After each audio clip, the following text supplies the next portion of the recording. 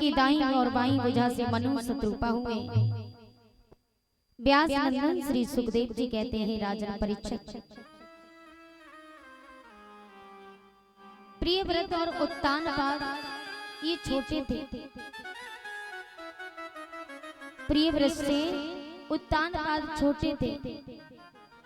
उत्तानपाद महाराज बड़े हुए तो इनका विवाह मैया सुनीति के साथ में होता है।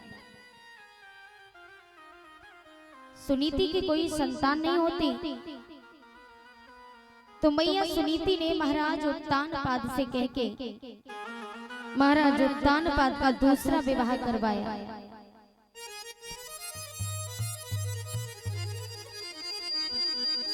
सुरुचि नाम की पत्नी घर में आई तो महाराज उत्तानपाद की दो पत्नियां थी।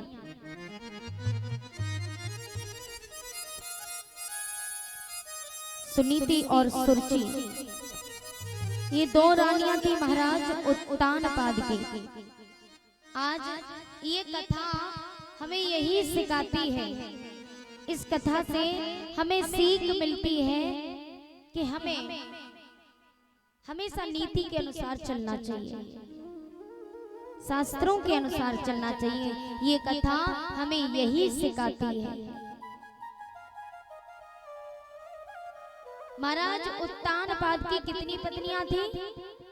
दो। लेकिन आज हम और आप भी उत्तानपाद हैं। उन उत्तानपाद की दो पत्नियां थी, हमारी भी दो ही पत्नियां हैं। हम भी उत्तानपाद हैं।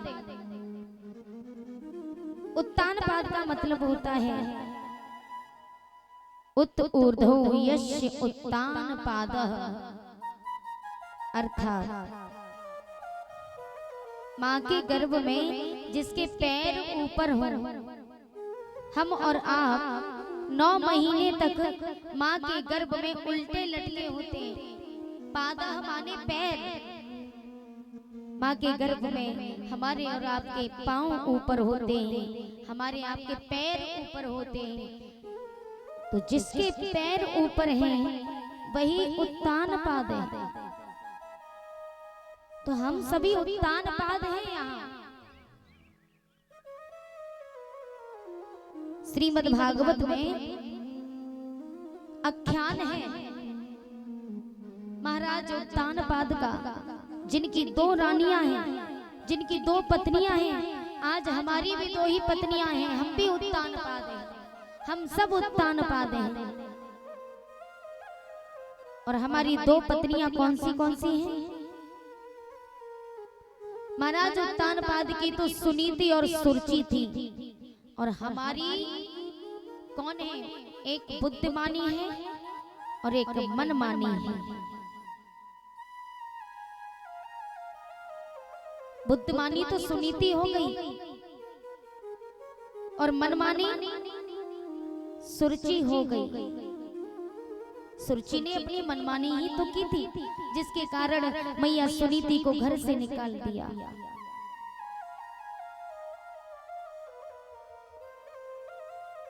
आज हम भी वही कर रहे हैं।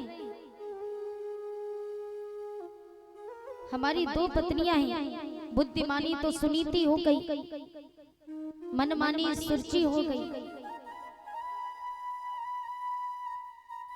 सुनीति और सुरुचि दोनों के नाम से यदि सु हटा दिया जाए तो क्या बचा? नीति और रुचि। तो समाज में भी दो ही प्रकार के लोग हैं। एक वो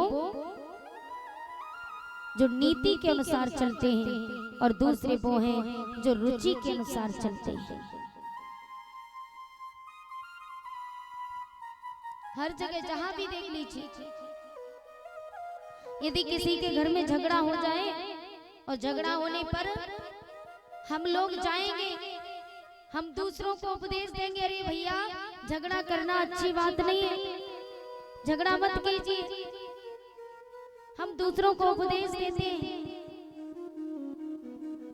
दूसरों को नीति सिखाते हैं, दूसरों को शास्त्र सिखाते हैं, लेकिन हम क्या करते? हम हर जगह जगत में व्यवहार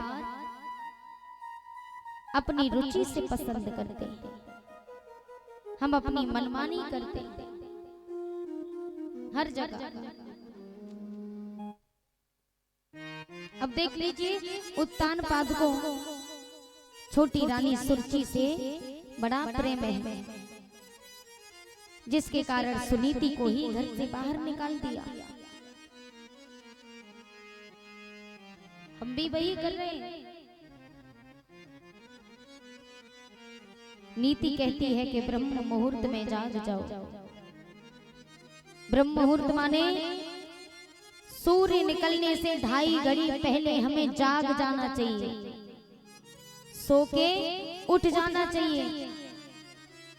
नीति कहती है, अब नीति के अनुसार तो हमें जाग जाना चाहिए, सूर्य निकलने से 2.5 घड़ी पहले जाग जाना चाहिए। सूर्य उदय और अस्त पर जो विश्राम करते हैं, माता लक्ष्मी उन्हीं का परित्याग कर देती है, वो श्रीहीन हो जाते हैं। श्री माने शोभा, श्री माने संपदा, श्री माने सम्मान, ये सभी स्वरूप माता लक्ष्मी के हैं।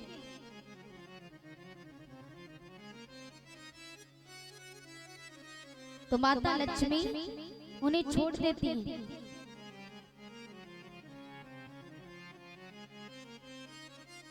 चाहे भगवान विष्णु क्यों न हो, यदि भगवान विष्णु सूर्य निकलने के बाद सो के उठें और सूर्य अस्त पर विश्राम करें, तो माता लक्ष्मी उन्हीं को उनको भी छोड़ के चली जाएगी। सूर्योदयस्य च अस्त तस्म समय शयानम्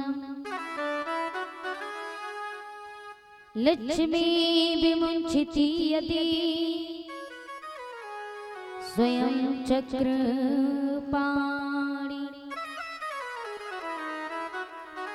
यदि भगवान विष्णु के अंदर भी ये गुण आ गए ना, सूर्योदयस्य च अस्त तस्म समय शयानम् लक्ष्मी विमुञ्चति यदि स्वयं चक्रपाणि। यदि स्वयं भगवान विष्णु के अंदर ये गुण आ गए, भगवान विष्णु सूर्य निकलने के बाद सो के उठे और सूर्य अस्त पर विश्राम करें, तो माता लक्ष्मी भगवान विष्णु को भी छोड़ के चली जाएगी। तो शास्त्र तो कहते हैं भैया, शास्त्र कहता है कि सूर्य निकलने से पहले सो के उठ जाओ।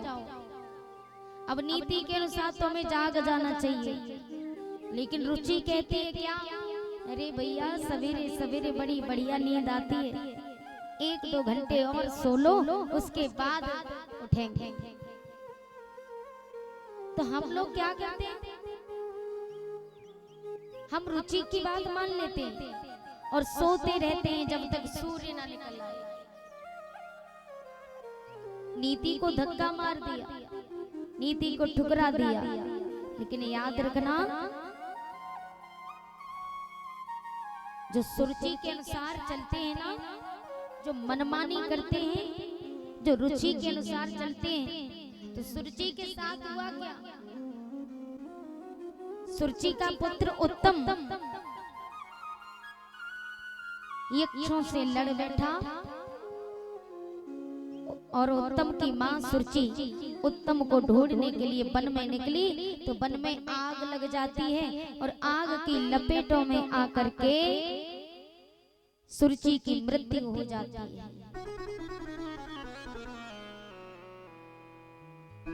लेकिन ध्रुव जी के साथ क्या हुआ, ध्रुव जी तो मैया सुनीति के पुत्र थे, जिन्होंने इतना संघर्ष किया, सुख दुख में अपने पुत्र को पाल पोस के बड़ा किया। जब उत्तान पाद ने सुनीति को घर से निकाल दिया, तो मैया वन में रहती थी, वन में ही पुत्र को जन्म दिया, कष्टों को सहन किया। अनंत कष्ट सहन करने के बाद पुत्र को पाल पोस करके जब बड़ा किया तो ध्रुव जी माता सुनीति के पुत्र होने के नाते ध्रुव जी वन में जाते हैं, भगवान के दर्शन किए और दर्शन करने के बाद मैया को भी दर्शन भगवान के कराए, भगवान को प्रणाम किया। योऽन्तः प्रविश्य मम वाच प्रसूताम् संजीवयत्य किम् शक्तिधरस्य धामना। अन्यः सहस्रचरणा श्रवणान्तकारी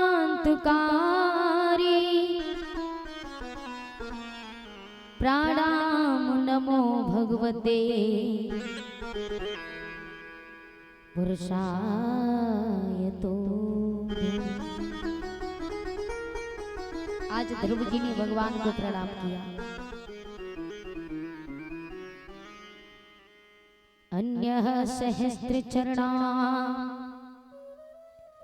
श्रवणान्तकारी प्राणाम नमो भगवते पुरुषाय तुभ्यम्। ध्रुव ने भगवान को प्रणाम किया। योऽन्तः प्रविश्य मम वाच निर्णाम प्रसूताम्। और भगवान को प्रणाम करने के बाद ध्रुव जी ने 36,000 वर्ष तक राज्य किया। लोक और परलोक दोनों पर राज्य किया ध्रुव जी ने। 36,000 वर्ष राज्य संभाला और 36,000 वर्ष बाद अपनी मां को साथ में लेके मृत्यु के सिर पे पांव रख करके खड़े हो गए, जहां आज भी ध्रुव तारा बन करके चमकते हैं आकाश में।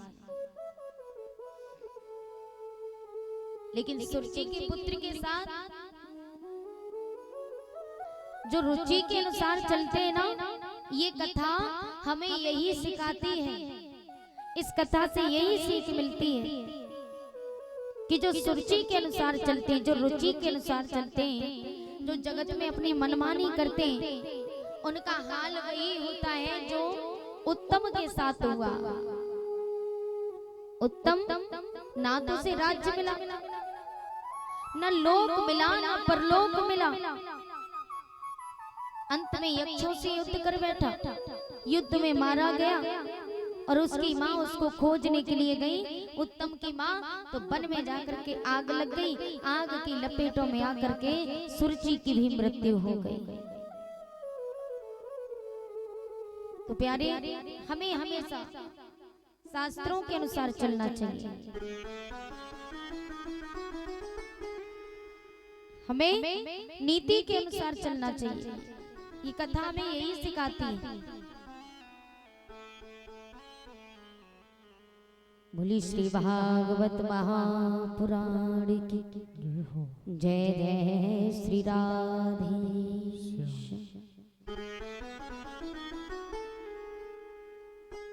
आज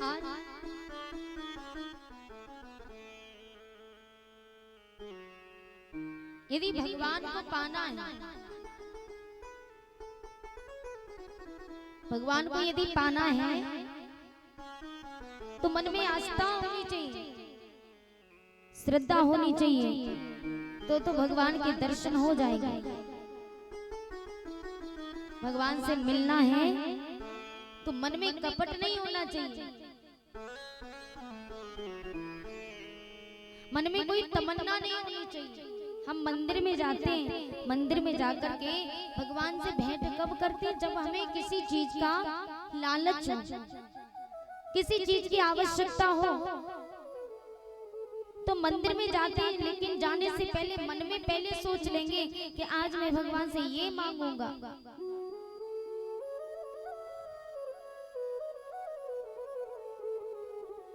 अपने स्वार्थ के लिए जाते हैं।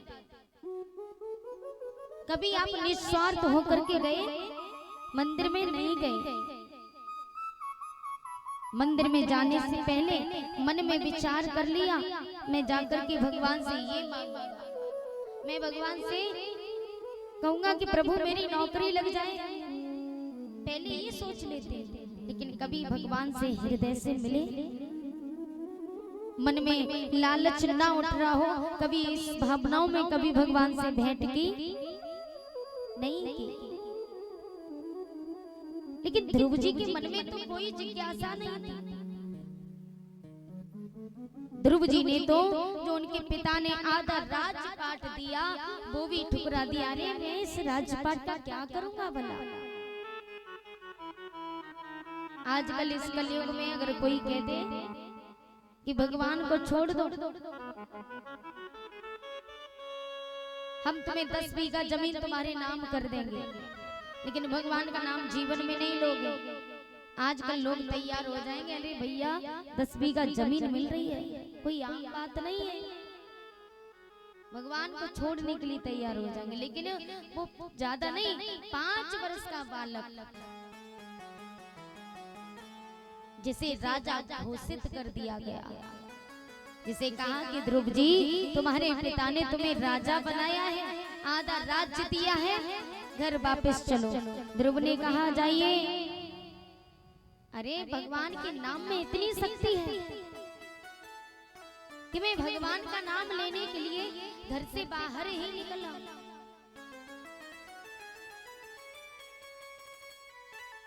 तो आधा राजपाट दे दिया, लेकिन प्रभु से जब मैं मिलूंगा तो न जाने क्या क्या देंगे। मुझे कुछ नहीं चाहिए, मैं सिर्फ भगवान से मिलना चाहता हूँ, मिलने की जिज्ञासा है।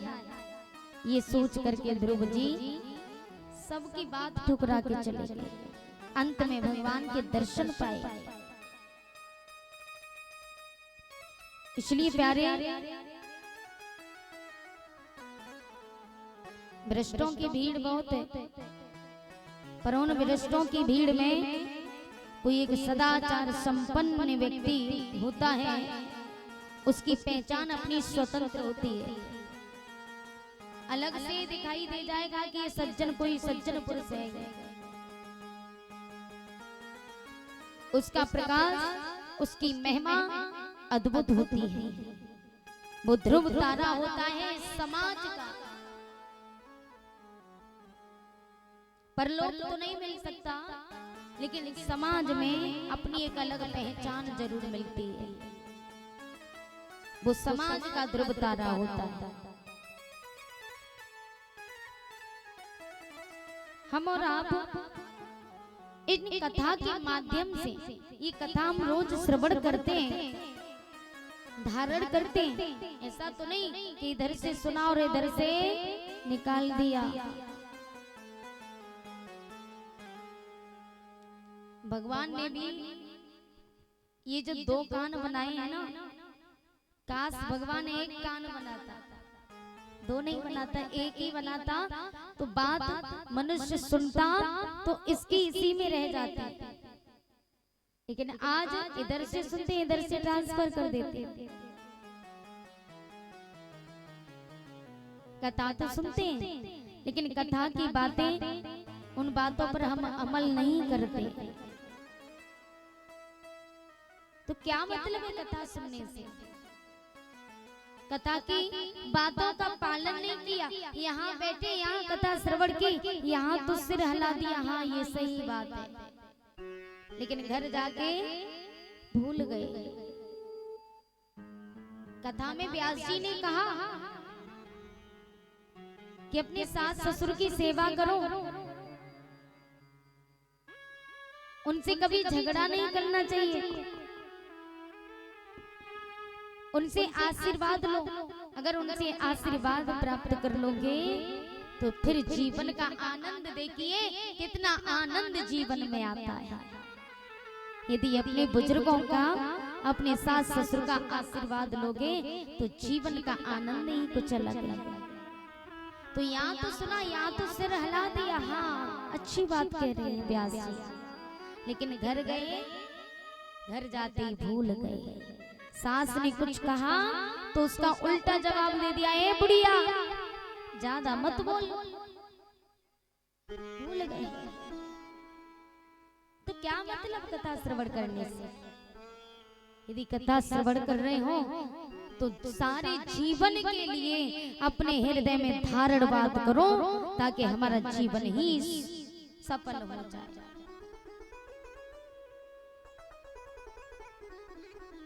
हमें यही कथा सिखाती है। इन कथाओं के माध्यम से हम और आप ये स्वयं निर्णय लें, स्वयं निर्णय करें कि हमें सुनीति के अनुसार चलना है या सुरुचि के अनुसार। ये निर्णय हमें और आपको लेना है।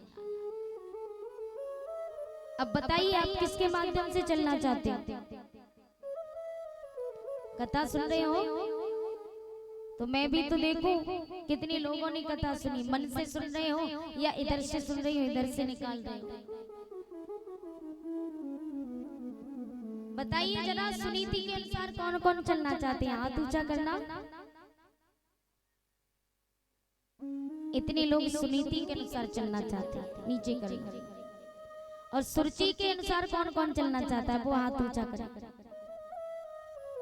भाई वाह, अब महाराज देखो ये कथा सुन रही हैं, इन्हें अब तक यही नहीं पता कि सुनीति और सुरुचि का मैंने क्या अर्थ बताया, इन्हें यही नहीं पता। इतनी देर हो गई मुझे कहते कहते। यदि सुरुचि के अनुसार चलोगे तो वही हाल होगा जो सुरुचि और सुरुचि के पुत्र का हुआ। सुरुचि का पुत्र मारा गया युद्ध में और सुरुचि वन में गई तो वन में आग लग गई, आग की लपेटों में आकर के उसकी भी मृत्यु हो गई। वही आपका हाल होगा यदि सुरुचि के अनुसार चलोगे तो। इसलिए माताओं, नीति के अनुसार चलो, शास्त्रों के अनुसार चलो। ये कथा हमें यही सिखाती है। हम इतनी देर से बोल रहे हैं। बोलिए भागवत महापुराण की जय हो। जय जय श्री राधे श्याम। श्री सुखदेव जी कहते हैं, हे राजन परीक्षित, ब्रह्मा जी ने जब आदेश दिया, मनु और शत्रुपा से कहा कि सृष्टि की रचना करो, सृष्टि बढ़ाओ, तो उस समय मनु और शत्रुपा ने कहा कि प्रभु हम सृष्टि तो बढ़ाएं, लेकिन छोटे से कमल के पत्ते पर हम कैसे निवास करेंगे? आप ही बताइए, क्योंकि पृथ्वी को हिरण्याक्ष चुरा करके ले गया है। कहां ले गया? पाताल लोक में। तो ब्रह्मा जी ने कहा आप चिंता न करें, भगवान विष्णु से जाकर के ब्रह्मा जी ने कहा, तो भगवान विष्णु ने सूकर का रूप धारण किया और पाताल लोक में पहुंचे। पाताल लोक में जाकर के भगवान विष्णु पृथ्वी को उठा के ले जाने लगे। हिरण्याक्ष की आंख खुली। हिरण्याक्ष ने कहा कौन है जो इस तरीके से पृथ्वी को चुरा करके ले जा रहा है? अरे यदि पृथ्वी को ले जाना है ना तो पहले हमसे युद्ध करना होगा। भगवान ने कहा ठीक है। अब तो भगवान और हिरण्याक्ष में युद्ध होने लगा। युद्ध में हिरण्याक्ष पराजित हुआ। भगवान विष्णु ने हिरण्याक्ष का वध किया और पृथ्वी को जल पर स्तर किया। बोलिए विष्णु भगवान की। पृथ्वी को जल पर स्तर किया।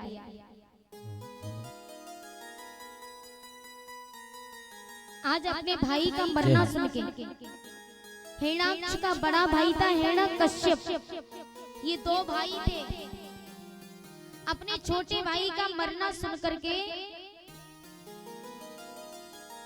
हिरण्याकश्यप क्रोध में आ गया और कहा कि विष्णु, तूने मेरे भाई का वध करके अच्छा नहीं किया, मैं तुझे अब जिंदा नहीं छोड़ूंगा। लेकिन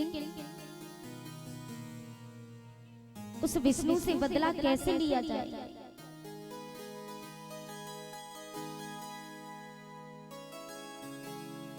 तो हिरण्याकश्यप ने कहा बदला लेने का मात्र एक उपाय है और वो है तपस्या।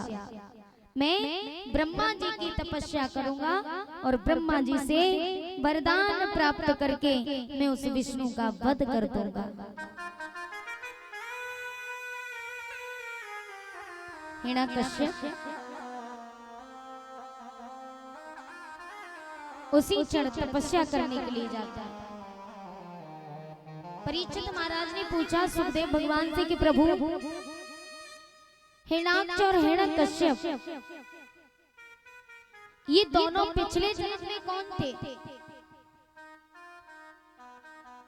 तो कहा कि हिरण्याक्ष और हिरण्यकश्यप पिछले जन्म में दो पहरेदार थे जो भगवान विष्णु के वैकुंठ धाम का पहरा लगाते थे। एक बार ये चारों ऋषि भेंट करने के लिए भगवान से मिलने के लिए गए। सनक, सनंदन, सनातन, सनत कुमार चारों ऋषि जब भगवान से मिलने के लिए जाते हैं तो उस समय ऋषिगण ये दोनों पहरेदारों ने ऋषियों को रोक लिया और कहा कि आप अंदर नहीं जा सकते। बोले क्यों नहीं जा सकते? कहा कि आप अंदर हमारे प्रभु की आज्ञा नहीं है। हमारे प्रभु का सख्त आदेश है कि उनकी मर्जी के बगैर कोई अंदर नहीं आना चाहिए। हमें पहले अपने प्रभु से आज्ञा लेके आने दो, उसके बाद आप अंदर आना। चारों ऋषि कहने लगे तुमने हमें रोक करके हमारा बहुत बड़ा अपमान किया है, इसलिए हम तुम्हें श्राप देते हैं। क्या श्राप दिया? 3 जन्म तक भूमि पर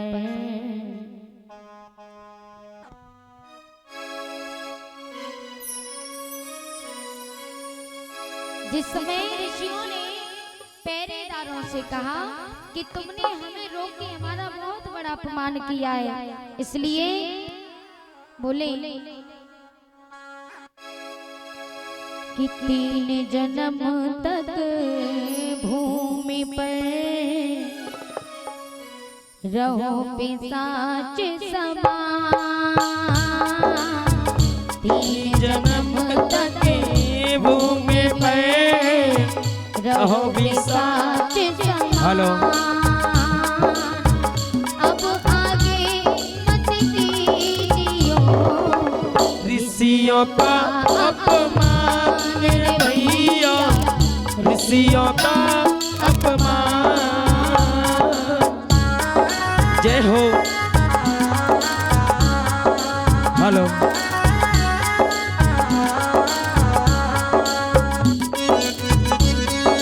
जय हो।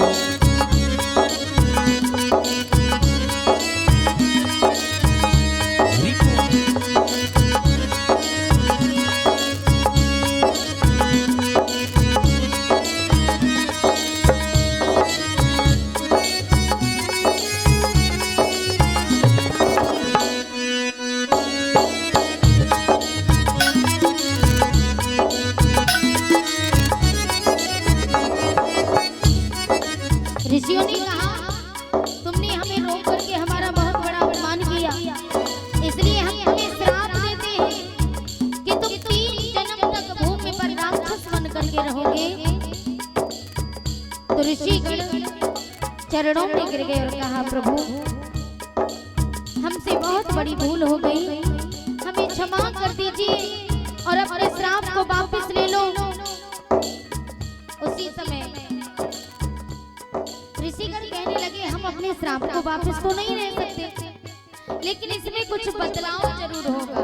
और वो बदलाव क्या था? तुम पिशाच होंगे मगर होंगे तेज निधान।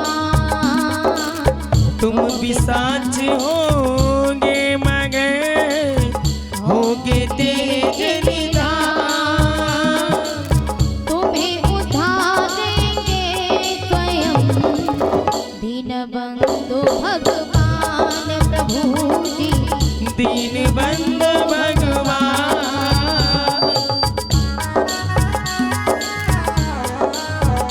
जय हो।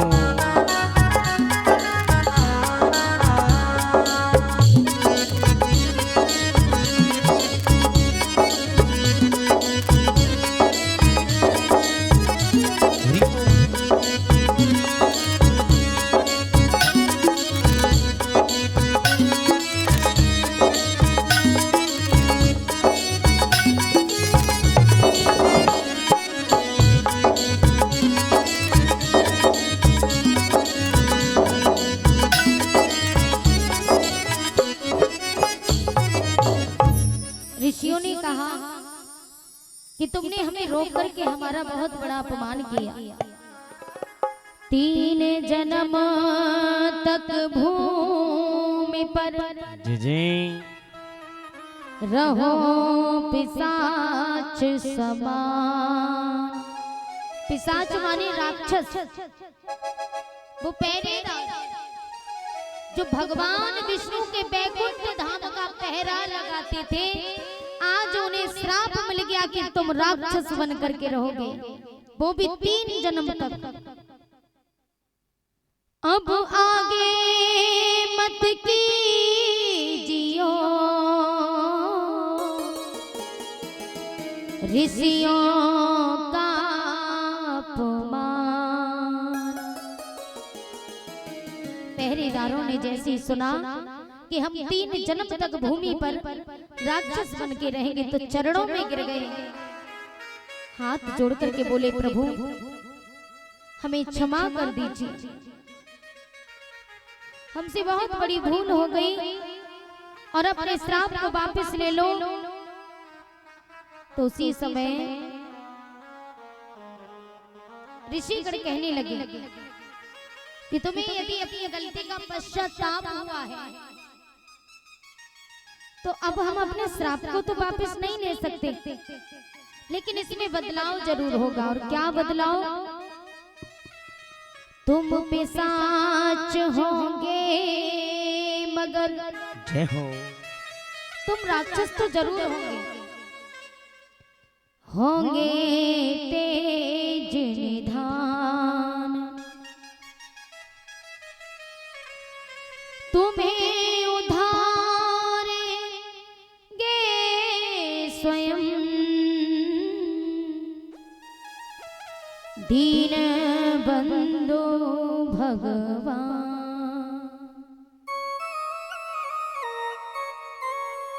तुम्हारा उद्धार पार ब्रह्म परमात्मा के हाथों से होगा।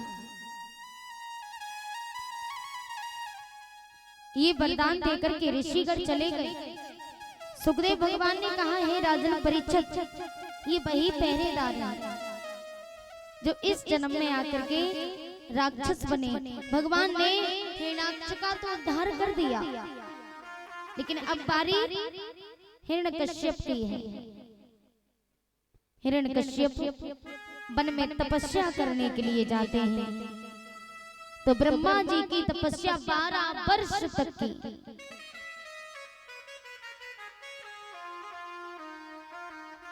12 वर्ष तक तपस्या करने के बाद ब्रह्मा जी प्रकट हुए और कहा हमसे वरदान मांग लो। वरदान मांगने लगे। हिरण्याकश्यप ने कहा प्रभु हमें ज्यादा कुछ नहीं चाहिए, बस आप हमें अमर कर दो।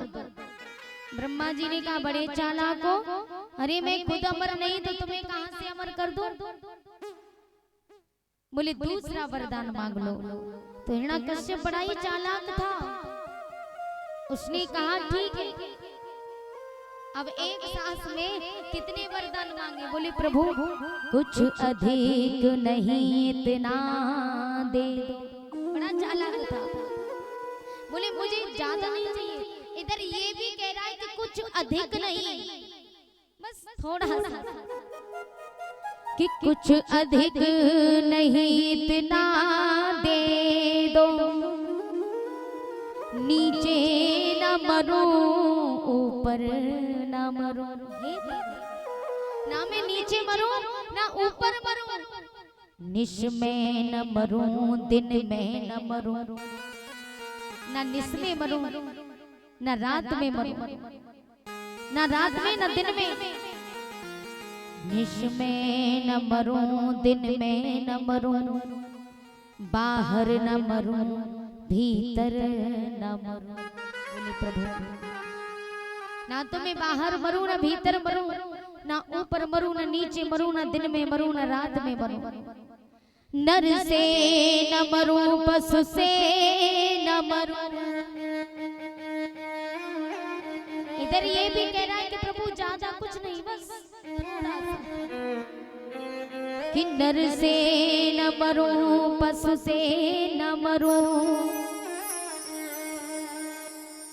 व्यापे कोई हथियार नहीं। बोली ना तो मैं नर किसी पुरुष से मरूं, ना किसी जानवर के हाथों से मरूं, और ना किसी अस्त्र से ना किसी शस्त्र से, यानी कोई भी हथियार ना हो। जीवन में मुझे भोगने रह जाए कोई व्यवहार नहीं। हिरण्यकश्यप ने कहा प्रभु ना मैं नीचे मरूं ना ऊपर मरूं, ना दिन में मरूं ना रात में मरूं, ना अस्त्र से मरूं ना शस्त्र से मरूं, ना नर से मरूं ना पशु से मरूं, और ना ही साल के 12 महीने में मरूं। एक सांस में इतने वरदान मांग लिए। ब्रह्मा जी ने कहा तथास्तु। बोले ऐसा ही होगा।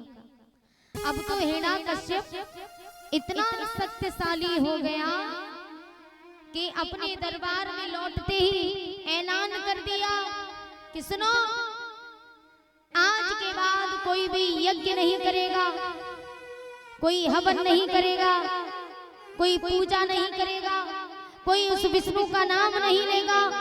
आज से पूजा होगी तो सिर्फ मेरी होगी। अब तो दरबार में सब कह रहे हैं, क्या कह रहे हैं? बोलिए हिरण्यकश्यप भगवान की। आपको नहीं बोलना है,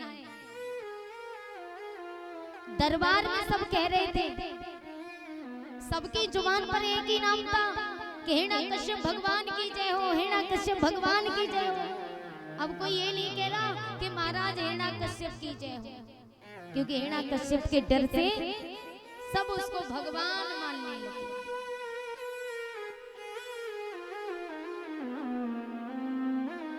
छोटे मोटे राजा पहले से ही अपना राजपाट छोड़ के चले गए, डर के मारे।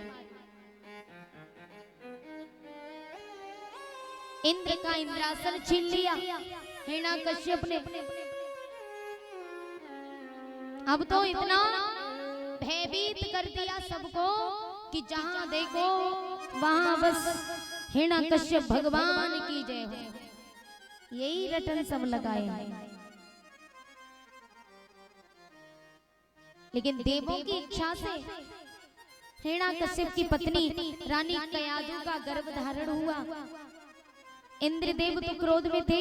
इंद्र ने सोचा कि हिरण्यकश्यप ने मेरा इंद्रासन छीन लिया और इसकी पत्नी का गर्भ धारण है, तो इसकी पत्नी के गर्भ में जो शिशु पल रहा है वो भी यदि जन्म लेगा तो वो भी अपने पिता की तरह राक्षस बन गया, तो वो भी अत्याचार करेगा। तो इंद्रदेव ने हाथ में तलवार ली और रानी कयाधु को मारना चाहा, तो उसी समय नारद जी प्रकट हो गए। बोली विष्णु भगवान की जय हो। नारद जी बोले अरे इंद्र क्या कर रहे हो? बोले मैं इसका वध कर रहा हूँ। बोले क्यों? अरे इसका गर्भ धारण है, इसके गर्भ से संतान होगी, जन्म लेगी, तो वो भी राक्षस हुआ तो हम देवताओं का संहार करेगा। इससे तो अच्छा कि मैं इसी को मार दूं। ना रहेगा बांस, ना बजेगी बांसुरी। नारद जी ने कहा पागल हो, अरे इसके गर्भ में कोई साधारण बालक नहीं है, इसके गर्भ में भगवान का भक्त होगा। इंद्र ने छोड़ दिया। उसी समय मैया कयाधु देवऋषि नारद के आश्रम पर पहुंच जाते हैं और वहां जाकर के उन्होंने कथा श्रवण की। प्रहलाद जी ने मां के गर्भ में ही पूरी कथा श्रवण की, मां के गर्भ में ही ज्ञान प्राप्त कर लिया था प्रहलाद ने, और नारद जी को अपना गुरु मान लिया था। मैया कयाधु नारद जी के आश्रम पर इतनी बड़ी रानी थी, राजपाट सब कुछ था, फिर भी नारद जी के आश्रम में कथा श्रवण करने गए।